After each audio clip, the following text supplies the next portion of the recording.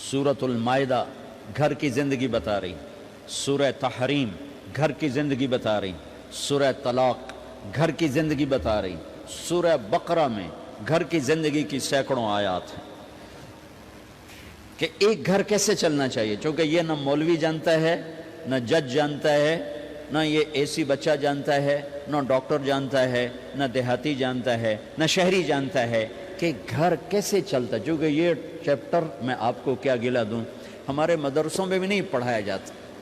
ہمارے مدرسے بھی زور دکھاتے ہیں جہاں کوئی اختلافی بات آ جائے، پھر انہاں دے ویکھن والے ہوندے زور کیویں لگدے، جہاں کوئی اخلاقی بات آ جائے تو استاد بھی ٹھنڈا ہوتا ہے، شاگرد بھی ٹھنڈے ہوتے ہیں۔ تو یہ چیپٹر تو پڑھائے نہیں جاتے، مدرسوں میں بھی نہیں پڑھائے جاتے، تو میں آپ سے کیا گلہ کروں؟ تو ہمارے مدرسے سے پڑھے ہوئے بچوں کو نہیں پتہ، ہمارے علماء کو نہیں پتہ کہ گھر کیسے چلتا ہے، کہ نبی کی وہ زندگی جو گھر میں تھی وہ کیسی تھی، یہ نہ پڑھی جاتی ہے نہ پڑھائی جاتی۔ 11 شادیاں شوق کی تھیں، 11 شادیاں شوق کی تھیں۔ شوق ہوتا تو 25 سال کا خوبصورت جوان 40 سال کی عورت سے شادی کرتا، جن کے 2 شادیاں پہلے ہو چکی ہیں اور ہر شادی سے اولاد موجود ہے، اور آپ ایسے حسین ہیں کہ حضرت عائشہ فرماتی ہیں کہ یوسف علیہ السلام کو دیکھ کر عورتوں نے ہاتھ کاٹے تھے، میرے محبوب کو دیکھتی تو سینے چیر کے بیٹھ جاتے۔ اور ام معبد ایک بدو عورت نے آپ کا حلیہ بیان کیا تھا، رأیت رجلا ظاہر الوضاء ابلج الوجہ، میں نے ایک جوان دیکھا یوں لگا جیسے چاند زمین پہ اتر آیا۔ کیا کہنے، لم تعبہ فجلا لم تزری بہ سعلا، نہ پیٹ آگے نکلا ہوا، نہ سر کے بال اڑے ہوئے، حسین، دیکھتے ہی نظروں میں جچ جانے والا، وسیم، جتنا دیکھوں اتنا دیکھنے کا شوق بڑھتا چلا جائے، قسیم، جدھر سے دیکھوں حسن ہی حسن نظر آئے، ان تکلم علاہ البہا، بولے تو نور چھا جائے، ان سکت علاہ الوقار، چپ ہوں تو وقار چھا جائے، ادعج، موٹی آنکھ، اکحل، سرمگی، اشکل، لمبی، احور، سیاہ، اہدب، پلکیں دراز، فی عینیہ دعج، آنکھوں میں ایک کشش، فی صوتہ سحل، آواز میں جادو، فی عنقہ سطع، گردن سراہی دار، فی لحیتہ کفافہ، داڑھی بڑی خوبصورت، سہل الخدین، گال بڑے خوبصورت، نہ پچکے نہ ابھرے، ولیع الفم، ہونٹ جیسے گلاب کی پنکھڑی، براق الثنایا، دانت ایسے تھے مسکراتے نور نکلتا دکھائی دیتا تھا، عظیم الہامہ، بڑا سر، شدید سواد الشعر، سیاہ کالے بال، رجل الشعر، نیم گھنگریالے بال، واسع الجبین، چوڑا ماتھا، ازج الحواجب، بھمیں گول کمان جیسی، اشم، ناک یہاں سے اٹھا، اقن العرنین، آگے سے باریک، لہو نور یعلوہ، یہاں نور جگمگ جگمگ کرتا رہتا تھا، ان انفرقت عقیقت و فرق و الا فلا، جب کبھی مانگ نکالتے، کبھی نکالتے تھے کبھی نہیں نکالتے تھے، جب کبھی مان نکالتے اور پگڑی شریف اتارتے، ٹوپی اتارتے تو مانگ سے نور نکلتا نظر آتا تھا۔ ایسے جوان کو لڑکی نہیں ملے گی، ایسا حسن و جمال۔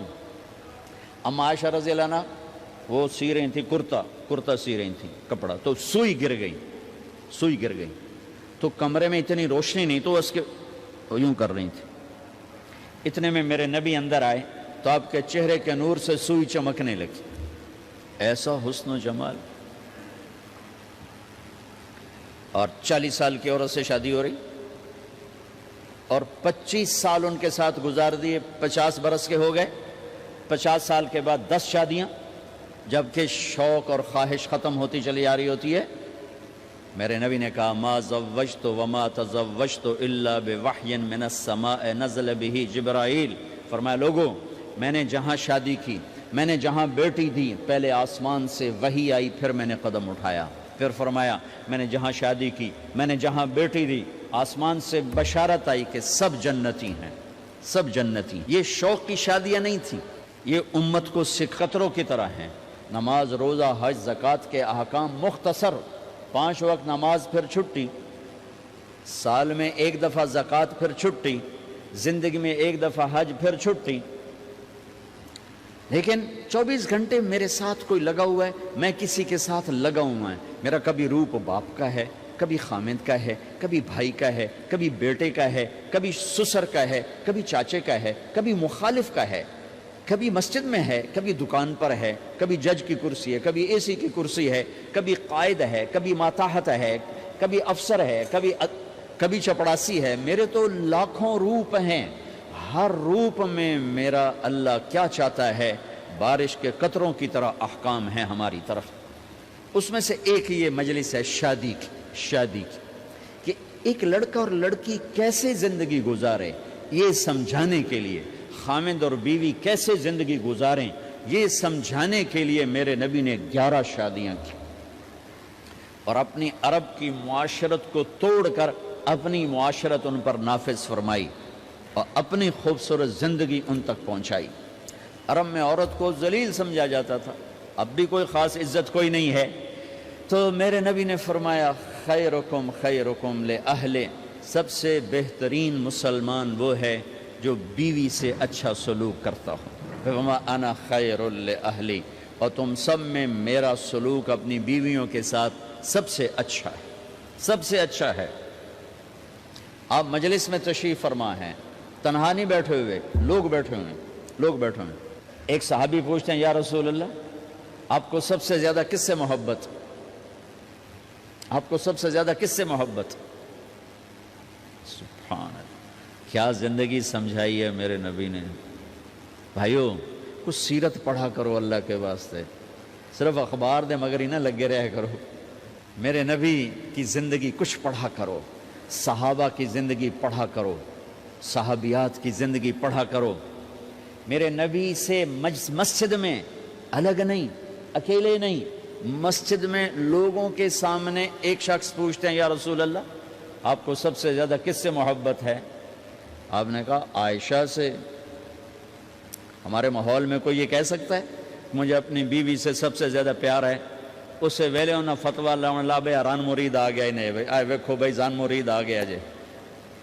جس سے سب سے زیادہ محبت کرنی تھی اسی کو سب سے زیادہ ذلیل کرتے ہیں. دیکھو سب سے اہم رشتہ، میری بات غور سے سننا چونکہ ہمارا معاشرہ اس کو شاید ہضم نہ کر سکے تو آپ بھی نہیں کر سکیں گے. سب سے اہم رشتہ خامند اور بیوی ہے.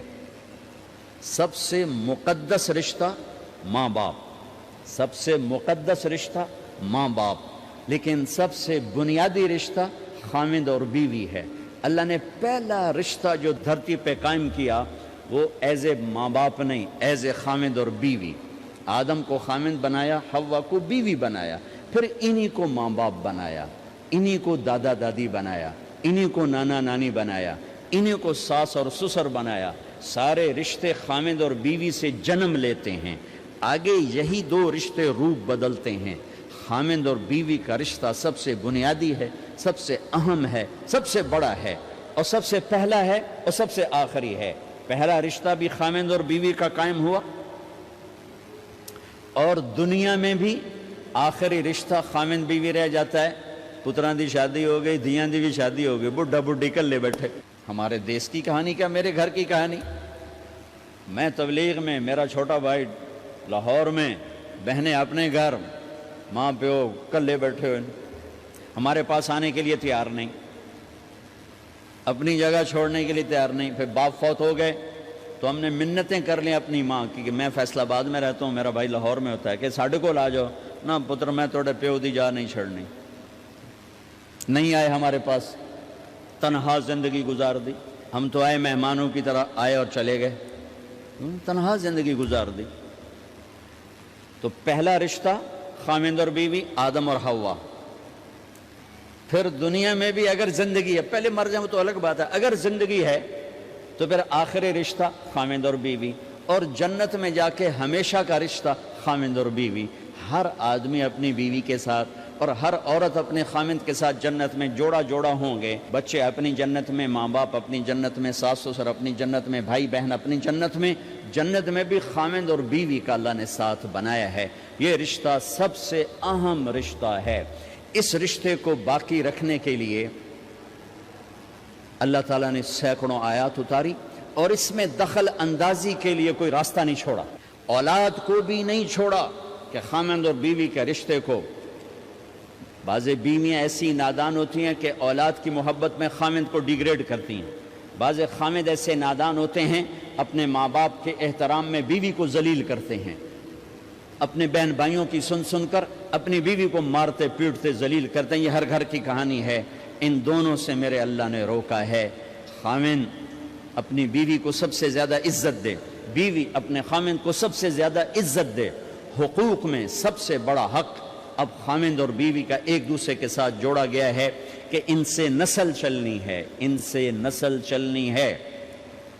آپ حیران ہوں گے، بیوی کے ذمہ خامند کی روٹی پکانا شریعت نے نہیں لگایا، تو خامند کے ماں پیو کی روٹی کیسے ذمہ ہوگی؟ خامند کے بہن بھائیوں کی روٹی کیسے ذمہ ہوگی؟ کتنی بہنوں نے گھر اجاڑ دیے بھائیوں کے، کتنے ساس سسر نے اپنے بیٹے کے گھر اجاڑ دیے۔ یہ چاروں طرف پھیلی ہوئی کہانیاں بتا رہا ہوں، کوئی خواب نہیں سنا رہا ہوں، کوئی باہر کی زندگی نہیں بتا رہا ہوں کہ جوائنٹ فیملی سسٹم بہت اچھا ہے اگر شریعت کا پتہ ہو، اور بہت برا ہے اگر شریعت کا پتہ نہ ہو۔ چڑا چڑی بھی اکٹھے ہوتے ہیں تو گھونسلہ الگ بناتے ہیں کہ ساس سورا کے دائیں سرتے نہ آ پاوے۔ ہمارے دوست ہیں مار ظفر حراج، میں تو ان کی بات سن کے حیران ہو گیا، مطلب کوئی دین کا پتہ کوئی نہیں، شریعت کا پتہ کوئی نہیں، بہت شریف آدمی، ہمارے قریب پڑوسی ذمہ دار ہیں۔ تو ان کے بیٹے کا نکاح پڑھانے میں گیا، جیسے ابھی عزیز کا نکاح پڑھانا، ان کے بیٹے کا نکاح تھا۔ تو ابھی مہمان نہیں آئے تھے تو ہم ایسے بیٹھے تھے، تو مجھ سے کہنے لگے مولانا صاحب میری بیگم میں نے آکھیا کہ گل سن آپ ہن ہنڈ گئے ہیں، ان کر میرے پوتر دا گھر وکھرا بنا۔ او نوے اساں کہے دی دھی لائے تے آئیے تو مڑ اساں اودے تے سر تے بیٹھے ہوئیے، پہلے میرے پوتر دا گھر وکھرا بنا، او دی ڈولی وکھری لایا تو مڑ میں شادی کرساں پتر نے۔ چلو وہ تو طاقت رکھتے تھے، انہوں نے الگ گھر بنایا۔ شریعت نے یہ عورت آنے والی لڑکی کا حق رکھا ہے کہ اگر خامند کے پاس طاقت ہے تو اس کو الگ گھر دے، اگر وہ ڈیمانڈ کرے کہ آپ مجھے الگ گھر لے کر دیں تو یہ ماں باپ کی نافرمانی نہیں، یہ حق تلفی نہیں، اس آنے والی کا حق ہے کہ اس نے تیری نسل کو سنبھالنا ہے۔ اگر یہ ساس کے بھی سنیں، سسر کے بھی سنیں، نندوں کے بھی سنیں، دیور کے بھی سنیں، پھر تیرے بھی سنیں، تو یہ تو پاگل ہے، یہ بچے کہاں سے پالے گی؟ یہ بچوں کی تربیت کب کرے گی؟ یہ تو دن کو روئے گی کہ سس ہے آکھیا، رات کو روئے گی سو رہے آکھیا، اگلے دن آکھے گی میں نے تو تیری بہن ہے آکھیا ہے۔ تو اس کو تو بچے پالنے کا وقت نہیں۔ ہماری نسل کیوں برباد ہو گئی کہ ماؤں نے اپنی ڈیوٹی چھوڑ دی ہے۔ 3 سال کا بچہ سکول میں ڈالنے لبلا سکول ہے، انہوں کیڑی فکر ہے، انہوں نے پیسے لے کے انہوں کھڈاونا۔ میرے نبی نے کہا 7 سال تک تو نماز بھی نہ کہو، گلے سے لگا کے رکھو۔ 7 سال تک نماز بھی نہ کہو، بس اس کو قریب کرو قریب کرو قریب کرو، 10 سال میں جا کے نماز کہو۔ 3 سال کے بچے کو ڈالتے ہیں سکولوں میں، اس کے لاشعور میں ماں باپ سے نفرت پیدا ہو جاتی ہے۔ یہ میری اب بیتی ہے، اللہ نے مجھے تبلیغ میں لگا دیا تو شریعت پڑھنے کے بعد اللہ نے میرا سر جھکا دیا، ورنہ میں تو بالکل باغی ہوتا۔ تو میرے نبی فرما رہے ہیں 7 سال تک نماز بھی نہ کہو، بس سینے سے لگا کے رکھو تاکہ تمہاری صفات منتقل ہوں اور تمہاری محبت ان کے اندر منتقل ہو۔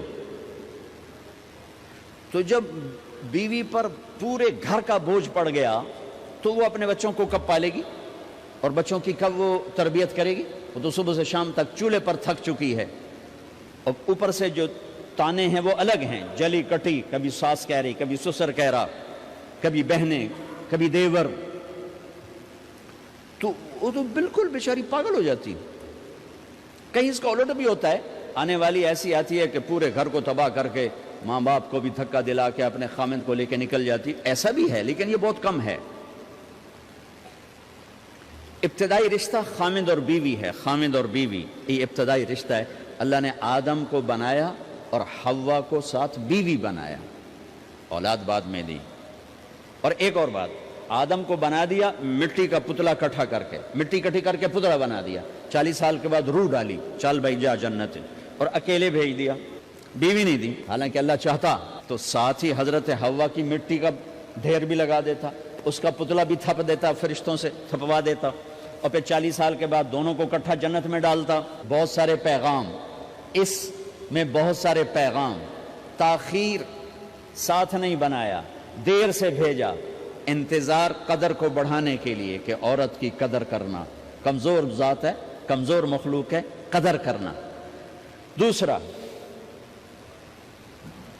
پہلے دن پتلا نہیں بنایا کہ ننگا پڑا ہو، عورت کا پتلا ننگا ہو، مٹی کا ہو، پتھر کا ہو، تو اس میں کیا کشش؟ تو ان مرد کے لیے کشش کوئی نہیں، تو فرشتوں کو کیا کشش تھی؟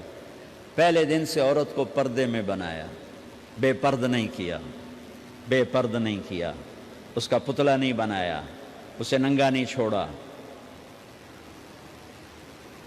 اس کو پہلے دن سے کورڈ۔ اور کیسے بنایا؟ فرشتوں کو کی آنکھوں پہ پردہ اور آدم کو سلا دیا۔ آدم علیہ السلام سوئے ہوئے ہیں، فرشتوں کی آنکھوں کے سامنے پردہ ڈال دیا گیا۔ جب آدم اٹھے ہیں، اور ایک اور بات، جنت میں رہ کر بھی آدم علیہ السلام کا دل نہیں لگتا تھا، اداس اداس رہتے تھے۔ اماں آئی تو بابے دا دل لگا، تو اداس رہتے تھے جنت میں۔ جب آنکھ کھلی تو اپنے لیفٹ سائیڈ پہ ایک خاتون، سر سے لے کر پاؤں تک لباس میں۔ آپ نے سنا ہے نا، یوسف علیہ السلام دنیا میں سب سے خوبصورت ہستی پیدا کیے گئے، یہ مردوں میں، عورتوں میں سب سے خوبصورت حضرت حوا کو پیدا کیا گیا۔ کون ہے؟ کہتے ہیں اللہ کی آدم تیری بیگم، کون ہے تیری بیگم؟ نکاح پڑھایا، پھر کہا آدم مہر ادا کرو۔ تو انہوں نے پوچھا کیا مہر دوں؟ تو وہاں تو سونا چاندی ڈھیر لگے پڑے تھے۔ اللہ تعالیٰ کہتے دا من سونا چاہ کے دے دے۔ میرے اللہ نے کہا تیری نسل میں میرا آخری حبیب آنے والا ہے، اس پہ ایک دفعہ درود پڑھ دے، یہ مہر ہے۔ سیدھے ہاتھ میں برکت ہے، پیدا کیا الٹی طرف سے۔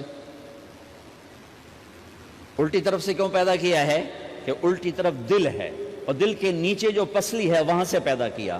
اس میں پیغام کیا دیا کہ عورت جس روپ میں ہو، پہلا روپ اس کا بیوی بنا، پھر وہ ماں بنی، پھر اس آگے بیٹی کا روپ ہے، پھر بہن کا روپ ہے، پھر خالہ ہے، پھوپھی ہے، دادی ہے، نانی ہے، ساس ہے۔ جس روپ میں بھی عورت ہے اس کو دل کے قریب جگہ دو۔ یہ دل کے نیچے سے پیدا کرنے میں یہ پیغام دیا گیا ہے، اسے ذلیل نہ کرو، اسے خوار نہ کرو، اسے بے عزت نہ کرو، اس پر شدت نہ کرو۔ تو پہلا بنیادی رشتہ خامند اور بیوی ہے، اور آخری رشتہ بھی خامند اور بیوی ہے۔ لیکن اس وقت ہمارے معاشرے میں خامند سے زیادہ اس کے ماں باپ حق جتلاتے ہیں، خامند سے زیادہ اس کی بہنیں حق جلاتی ہیں، خامند سے زیادہ اس کے رشتہ دار حق جتلاتے ہیں، اور جھوٹی سچی شکایتیں لگا کر بیوی سے متنفر کرتے ہیں، اور کہیں بیوی کو خامند سے متنفر کرتے ہیں، آپس میں لڑائی لڑا کے پھر خوش ہوتے ہیں۔ میرے نبی سے پوچھا جائے یا رسول اللہ آپ کو سب سے زیادہ کس سے پیار ہے؟ تو آپ نے کہا عائشہ سے۔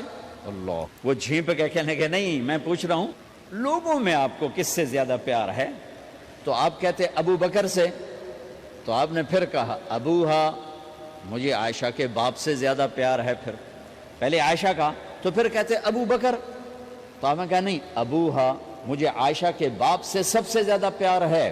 یہ آپ کو میسج دیا ہے کہ گھر کی زندگی کیسے ہوتی ہے، کوئی عشق نہیں چڑھا ہوا تھا، میسج ہے نا۔ ام عائشہ چھوٹی عمر کی تھیں، ان کو آٹا گوندھ کے دیتے تھے، آٹا گوندھ کے دیتے تھے، پھر جب ان کو آٹا گوندھنا آ گیا پھر چھوڑ دیا، پھر ان کو سامنے بٹھا کر لقمے بنا کے کھلاتے تھے۔